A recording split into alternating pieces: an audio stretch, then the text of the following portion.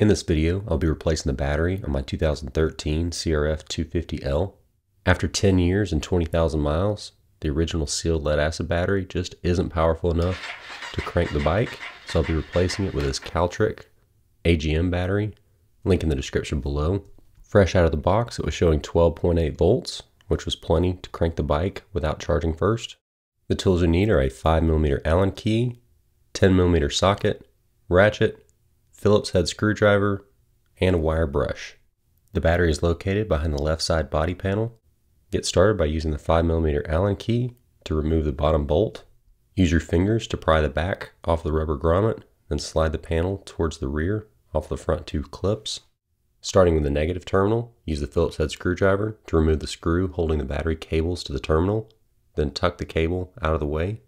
Pull back the rubber protective boot and do the same thing with the positive terminal.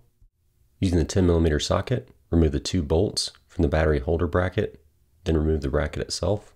Carefully remove the old battery from the compartment and install the new battery. Before you put it all the way in, insert the new square nuts into the battery terminals. Then slide the battery all the way back into position. Reinstall the battery holder bracket and the two 10mm bolts. Use the wire brush to clean off any corrosion from the battery cables before reinstalling them with the new screws.